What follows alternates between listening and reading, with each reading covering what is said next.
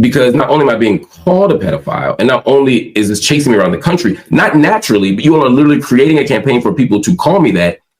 But the song itself suggests that people is. What's up, everybody? Welcome back to another episode. Please like the video and subscribe. Our target is only 1,000 likes. So Drake took his feud with Kendrick Lamar to a new level in a court filing. The Canadian star and his attorneys alleged that Universal Music Group and Spotify unfairly boosted the popularity of Kendrick Lamar's Not Like Us. In a pre-action petition, Drake's company Frozen Moments sought to preserve evidence for a potential lawsuit. It read that UMG, which distributes music for both OVO and Kendrick Lamar, launched a campaign to manipulate and saturate the streaming services and airwaves with Not Like Us using bots and pay-to-play arrangements. Drake's team further claimed that Spotify was offered special licensing rates to bolster the song's performance. More complicated. Today's findings make all of it even messier.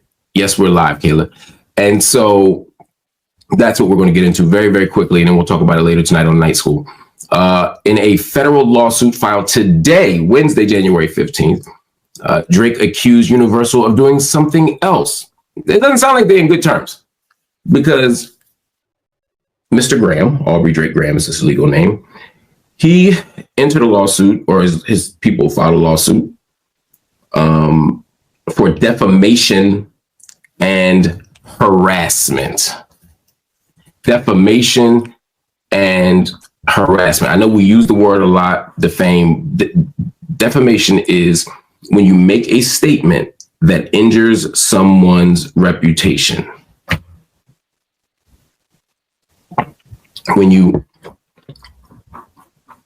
make a statement that injures someone's reputation, that is the definition legally of defamation. That's the legal definition of defamation. And so Drake is saying that Not Like Us, everybody knows it, it's a huge hit, defamed his character. The song had punchlines, right? You're trying to strike a chord, and it's probably a minor, saying that Drake was sleeping with minors, but it's not just sort of tacit or implicit. He says, certified lover boy, certified, and he calls him the P word, a pedophile, right? Certified lover boy, certified pedophile. We'll get to the wop wop wops in a minute. And there are other songs where, keep your family away, etc. But it's this one that seemed to strike. He says that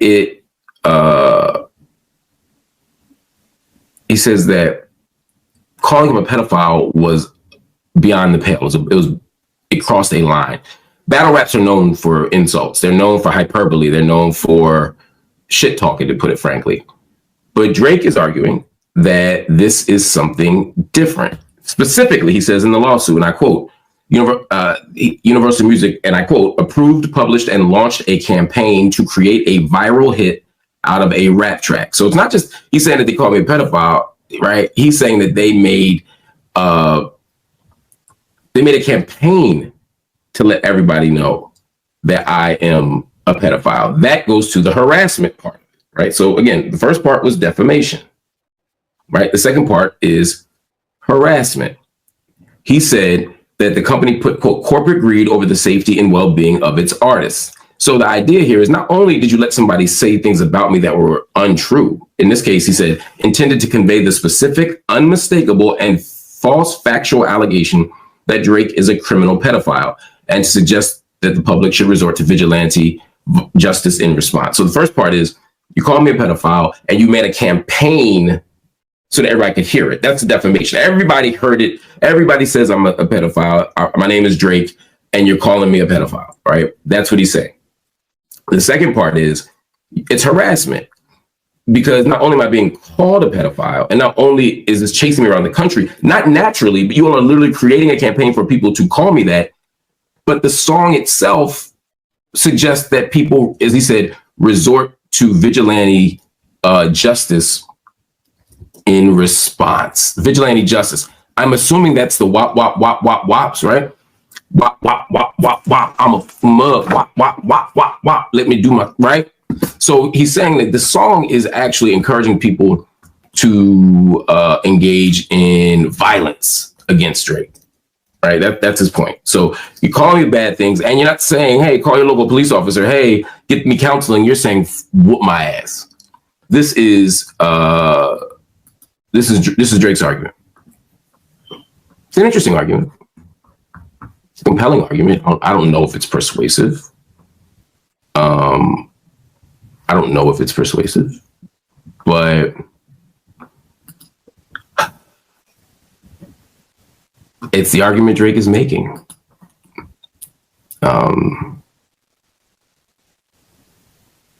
Now, there are rejoinders, there are responses that we could have here.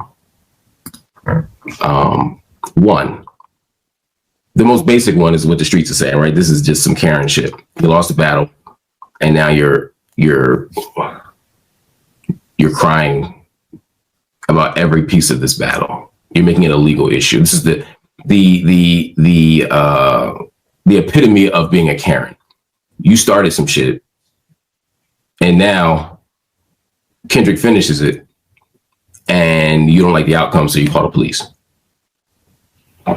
Now, of course, like that starts the beef, right? So Kendrick literally sets off the first shot, and you can even go back to Control, I mean, or the DET verses, right? When he took the sensitive rapper back in his pajama clothes, right? There's no way that Drake started the battle, but they're escalating, and there's a moment where Kendrick says, "This could be a friendly fade, like don't go too far."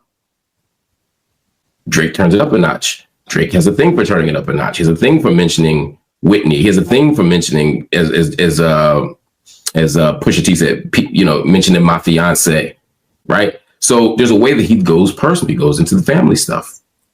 So I don't know. You could make the case that Kendrick may have started a battle, but Drake turned this into a beef when Kendrick clearly warned him not to. However you look at that, I would argue in the context of this, Drake threw out some pretty hard allegations too. He accused Kendrick Lamar of domestic abuse. He accused him of cheating on his spouse, which is another thing Drake likes to accuse people of, or his partner. Drake accused him of being dishonest, not investing in the community, not as bad as being called a domestic abuser, but he certainly assailed Kendrick's character, right? You don't in your own hood, you don't plant no money trees, right? He accused, and in that same flow of money trees, right? Who do we get to? We get to Dave Free, who he accuses of being the real father of Kendrick Lamar's child. So now you're attacking the reputation of Kendrick's partner, of his friend Dave Free, and you're could potentially ruin the life of Kendrick's kid.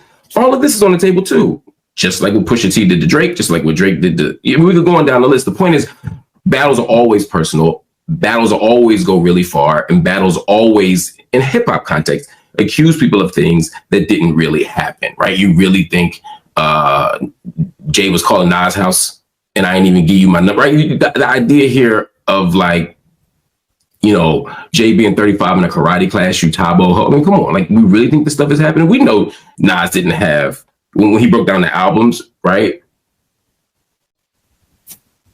But one hot album every 10-year average, that's not even mathematically accurate, right? Or historically accurate. But the point is, that's how you do it. Look at LL and Kool Moe D. We're going down the list, right? You really think 99% of LL Cool J's fans don't exist? No, but fans wear high heels. But that's what Cannabis said to LL, right? These are the battles. And you talk about threats? Rap is filled with threats. Listen to Beanie Sigel and Jay-Z. I mean, and Jadakiss, excuse me. Right? But if you're going to involve yourself in the battle and you're going to use the tradition, the language of the battle, then you got to accept the consequences of the battle.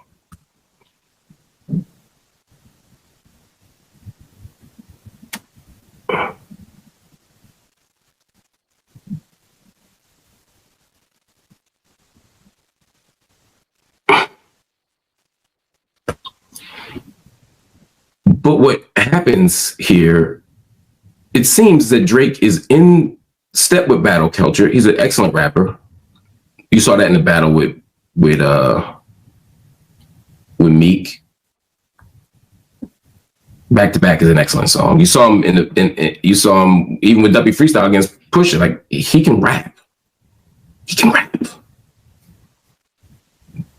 But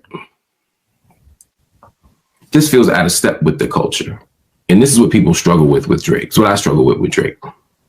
You know, if you want to sue Universal Music Group because they're exploiting you and messing with your money and shitting on other artists, fine. I don't have a problem with that. It felt like sour grapes and a pretext for just being mad about losing. It made you look like a sore loser. But I heard from people on Drake's team, like, yo, this is a real battle. It's going to change the face of music. Cool. But you withdrew that one. Now, we're doing this. That also makes us look at yesterday's action differently. Doesn't sound like they reached a settlement. There's no way they reached a settlement yesterday and he's suing them for defamation today. Either one or two things happen. Either they reneged on what happened yesterday and Drake's saying, well, it's back on again and I'm going to turn it up a notch. Or they pulled back yesterday because of a different reason. Maybe Drake just didn't win that battle. We don't know. We just don't know. What we do know is that things are not cooling down here between Drake, Universal Music Group, or Spotify. Excuse me, not Spotify, Drake, Universal Music Group, or Kendrick Lamar. Spotify's not involved in this one. This is all UMG. This is between Drake and Lucy, and as much as it is between Drake and Kendrick. Let's see what happens. That's all for now, but let's see what happens. Hopefully Drake will make a comment on this. Hopefully Drake will release some concrete explanation of this. Somebody said, it's so weird how black culture wants to police Drake's behavior. I thought he lost and isn't black, so stop being obsessed with him. They talk more about him than Dots in music. Look, a lot of Drake fans out there. A lot of Drake fans out there. Salute to y'all. You have every right to support Drake, and you have every right to be frustrated or confused about what's going on. You have every right to defend Drake. People who are criticizing Drake, you have every right to do so. All that is on the table. I'm just laying out the facts here and saying, this does not look good. This looks like you're outside of the culture. This looks like you are doing something crazy. If you have an explanation for it, I'd like to hear it. I'd love to hear Drake's explanation for this. It might be a brilliant one. But as of now, it just looks like he's suing somebody for doing the thing that everybody does in a rap battle, which is talk shit. And do we really think that people are out there trying to beat up Drake or kill Drake or get vigilante justice for pedophilia? I'm not sure I believe that. I'm not sure I believe that. Now, one thing the lawsuit says before I go is that the cover art of Not Like Us, which is important. Let me bring that up for y'all because I don't want y'all to say I'm not presenting Drake's case well. I think I did present Drake's case pretty fairly, but if you look here, you remember this. This was the art for Not Like Us, and it's a photo of Drake's Toronto home with markers, right? And you know, if you know Megan's Law or sex offender rules, the idea is that those markers represent the presence of registered sex offenders. Now, that certainly invites harassment, certainly invites attention to where Drake lives, certainly invites problems. I don't disagree with that. I think that's the best argument. It invokes a shooting, according to the New York Times, the complaint invokes a shooting at the residence days after the song's release that injured a security guard, calling it the 2024 equivalent of Pizzagate, and cites two other attempted trespassers in the days that followed. I don't know how many people normally try to trespass on Drake's house, so I can't speak if that's that abnormal, but a lot of celebrities who have publicly positioned places, people try to get in. People try to get in Michael Jackson's house, or try to get in MC Hammer's house, or try to get in Beyonce's home, or Jay-Z, you know, whatever, right? Celebrities get crazy. People follow them all the time. But this does seem to be directly connected. He's saying it's the day after the song came out. If that's true, and I don't have any reason to believe that it's not true, I believe Drake, he's got a good argument that the song created problems for him and put him at danger. But I don't know, even if that's true, if we should be taking this to the courts, suing Universal. I mean, is this really a coordinated conspiracy to ruin your life, Drake? Or is it a battle rap that may have even gone too far? And again, I don't think your crib should have ever been on that album cover. I don't think people should put your family, friends, loved ones at risk. I agree 1,000% with that. But I can agree with that and still say this lawsuit ain't the answer. This lawsuit looks crazy. Anyway, we got this. Somebody said hip hop silent on Diddy and other abusers for years, but wants us to look at Drake funny because of fake allegations. Real shit, silent beef shit. I don't know if that's fair. I don't know if people knew as much about the Diddy stuff as they do now. But people are talking about Diddy all the time because they know. But you're right. Your thing I agree with you about is that battle rap sparks attention. Famous people spark attention. Drama sparks attention. Unfortunately, in our culture, the things Diddy's accused of, and I say our culture, I mean American culture, not black culture, not hip hop culture, but American culture, we turn a blind eye to that stuff. We ignore that stuff.